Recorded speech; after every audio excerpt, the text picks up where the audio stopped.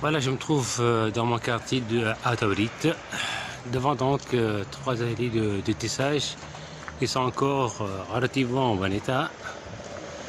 Le premier donc, il est donc en excellent état, mais il y a même une banquette là juste à côté là, voilà, une banquette donc en maçonnerie. L'atelier donc lui-même très bien conservé. Un deuxième là au centre là, c'est celui-là donc qui est encore en activité, c'est pratiquement le seul à Taourit qui est encore en activité. Malheureusement donc il y a un troisième donc aussi là, mais là seulement donc il a le toit donc voûté, voilà. Malheureusement justement l'activité donc du tissage de la laine a connu un grand déclin depuis quelques décennies, bien sûr, suite à la concurrence déloyale de justement de couverture textile industrielle. Donc les prix ne sont plus compétitifs, donc le prix de revient donc d'une couverture en laine est relativement trop cher par rapport bien sûr aux couvertures donc industrielles. C'est pour cela donc que beaucoup donc de tisserands se sont trouvés obligés donc d'abandonner leur métier et d'aller donc travailler ailleurs dans le tourisme ou dans d'autres secteurs de la vie économique.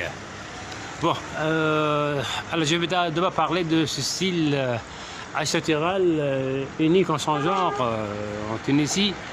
Alors, ce sont donc des bâtisses construites donc d'ailleurs très adaptées aux conditions climatiques chaudes de Djerba. Alors donc il y a d'abord deux façades, une façade de front avant, façade arrière. Donc là je suis devant la façade avant. Là je vois donc ce fronton qui surmonte la façade avant, qui rappelle un peu justement le Capitole dans la cité romaine, cette forme donc triangulaire. Et puis donc le portail là, avec quelques décorations. Et puis il y a deux banquettes là, voilà, deux banquettes en cimenterie et deux petites fenêtres là, qui permettent donc de faire passer bien sûr de la lumière là, et de faire passer bien sûr de l'air, notamment de l'air frais, notamment donc l'été. Et justement dans la façade arrière c'est pareil, il y a aussi donc un fronton triangulaire. Il y a aussi deux fenêtres là qui sont parallèles à celle-ci. Une fois les quatre fenêtres ouvertes l'été, donc ça crée un courant d'air et ça donne de la fraîcheur. Alors ces constructions donc ont un mur donc assez épais avec 50 cm d'épaisseur, construites en pierre et en argile et gypse à l'origine. Elles sont très solides et elles sont donc annuellement blanchies avec de la chaux donc vive, consolide justement ces murs là. Et puis comme on va le remarquer, construire justement en voûte là comme je vois. Et non seulement donc fait partie non seulement donc du goût esthétique et etc., mais aussi ça permet donc de faire écouler facilement l'eau de la pluie justement. Et Dieu sait comme l'eau est précieuse et rare donc à Djerba, dans tout ce tunisien, donc l'eau se coule à travers des conduites jusqu'à donc la citerne. Donc je vois là la citerne, voilà la citerne donc construite donc juste devant les trois ateliers donc dans cet espace là. Alors les murs donc sont aussi construits donc de contreforts, voilà, donc ce sont des murs là de consolidation. Et puis donc là je vois nettement la voûte là, voilà, donc quand il pleut donc l'eau se coule facilement, donc l'eau ne stagne jamais. Alors la bâtisse elle est pratiquement semi-souterraine, justement. C'est fait donc toujours dans le souci de préserver la fraîcheur justement intérieure, notamment pendant donc les mois chauds de l'année. Donc il y a trois marches là qui permettent de descendre à l'intérieur justement de l'atelier. Alors la construction donc elle est de forme oblongue, elle fait donc jusqu'à 10 mètres donc de profondeur, ce qui permet justement de placer à droite et à gauche 4 à 5 métiers d'essai et de laisser donc un petit couloir au milieu là qui permet la circulation des tisserands dès leurs apprentis. Voilà, je continue donc avec la bâtisse là, c'est là qu'on tourne, voilà. Alors encore une citerne là, voilà, on voit donc nettement justement donc la voûte et les contreforts là. Et on voit donc honnêtement que c'est de la forme donc la forme donc de l'atelier, elle est oblongue. Et voilà. Voilà.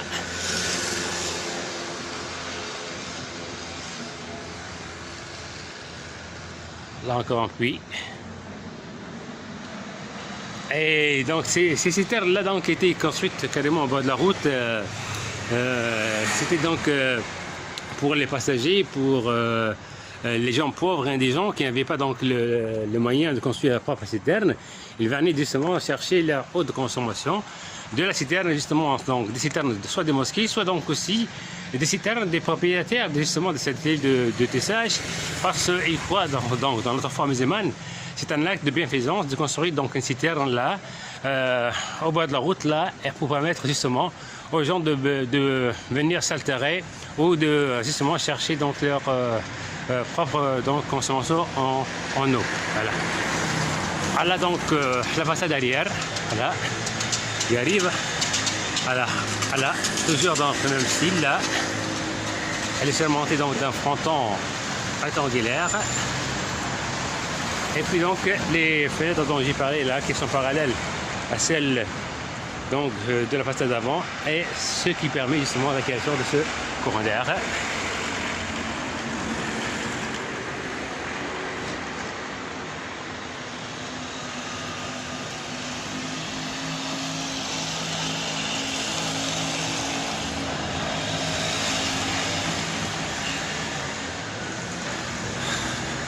Bon, heureusement que vraiment à Taorit, moi je connais donc au moins 12 ateliers de tisserands qui ont été donc démolis, et à la place on a édifié justement carrément des immeubles. Donc je ne sais pas si c'était leur nom, mais je connais tous ces ateliers là.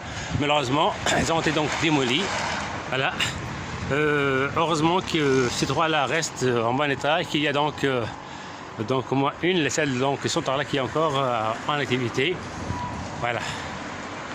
Au prochain reportage, donc, je passerai à l'intérieur là pour justement vous filmer le travail justement des tisserands. Voilà. Voilà donc je me trouve devant donc pratiquement l'un des rares ateliers donc de tissage encore en activité à Taorit. Voilà, pour corriger donc de lapsus donc qu'on glissait donc au début donc de la vidéo. Donc alors là donc c'est le fronton, donc la façade avant, donc c'est un fronton triangulaire, bien sûr, non pas rectangulaire, la triangulaire. Et là donc là aussi ce sont donc deux banquettes en maçonnerie. Hein, la vidéo en cimenterie, je ne sais pas pourquoi donc ce mot me revient à chaque fois. C'est donc deux banquettes en maçonnerie. Là, donc c'est pour le moment de repos, notamment pour se rôter un bon thé. Voilà, alors donc je l'ai bien dit au début de la vidéo que la boutique est donc, enfin l'atelier donc elle est semi-souterraine. Voilà justement les trois marches là qui me permettent de descendre. Voilà, elle est semi-souterraine et puis elle est oblongue. Et comme vous voyez justement, ça permet donc à droite et à gauche d'y placer donc 4 métiers tissés et de laisser donc un couloir donc au milieu pour le passage des tisserands et des apprentis. Voilà donc celui-là, il y a donc deux tisserands donc dans l'œuvre là. Voilà le métier tissé en question justement. S'articule donc autour d'un cadre carré, donc auquel est donc d'avoir fixé donc un axe en bois sur lequel est roulé donc les fils de la chaîne comme on voit là, et le deuxième axe aussi en bois, c'est sur lequel donc on enroule la pièce tissée. Voilà. Alors tout à fait en bas donc tu vois donc deux pédales là qui relient donc avec des ficelles au dispositif. Alors d'un coup donc depuis à la pédale droite, il crée un entrecroisement que l'on voit là pour faire glisser la lavette qui contient la bobine en laine, et d'un coup donc de pied à la pédale gauche, il crée un autre entrecroisement, mais dans un sens inverse, là aussi pour glisser justement la lavette comme on voit là, donc la lavette qui contient la bobine là, entre doucement les fils, et puis d'un coup, voilà, de peine, il entasse les fils de laine. Bien sûr, donc, le son travaille donc sur un rythme donc effréné donc tout le long de la journée, entrecoupé bien sûr de moments de repos.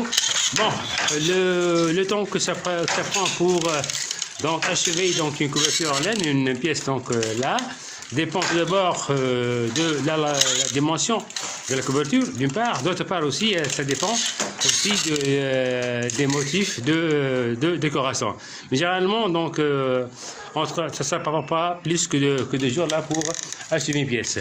Donc là, vous voyez donc une couverture donc, alors, multicolore. Alors que là, donc, on voit notre sorte là. Voilà, c'est une étoffe blanche, c'est fait pour les cadrons. Là, pour justement, par la suite, ça permet donc d'en faire des cadrons, donc cette sorte de soutane donc en laine sans capuche évidemment. Voilà, c'est toujours donc le même système. Je continue donc, voilà, je fais ma balade. Alors, ce grand devidoir là que l'on voit donc, c'est pour justement les fils justement de la chaîne. Voilà donc les 3 fenêtres en question qui permettent de passer donc bien sûr, faire pénétrer donc de la lumière et de faire pénétrer aussi de l'air, et qui permettent aussi justement de créer un courant d'air, notamment l'été quand on a besoin de la fraîcheur. Bon, il est vrai que il y a toujours des opportunités donc de remettre en valeur cette activité artisanale qui devient donc de plus en plus rare. D'ailleurs, j'ai parlé au patron même de cet atelier qui m'a confirmé que il suffit donc que l'État accorde des subventions, lui accorde des subventions pour faire travailler au moins 30 jeunes. Surtout que l'apprentissage donc ne prend pas beaucoup de temps, il n'est pas difficile, parce que justement il y a des opportunités donc d'exportation de ces couvertures en laine, notamment vers les pays de l'Afrique noire, le Tchad, le Niger, mais il faut avoir le moyen donc pour exporter. Espérons bien donc que justement ce créneau donc enfin l'État répond à l'appel de cet restaurant-là, et ça permettra sûrement de refaire travailler les dizaines donc d'ateliers de tissage qui sont abandonnés à travers donc l'île de Djerba. Voilà encore un métier à tisser là aussi donc en activité. Encore un 4e activité, sans compter donc voilà le 5e là, et puis il y a un place pour un autre là à droite. Alors les petits cartons donc il faut mettre les bobines donc en laine. Voilà.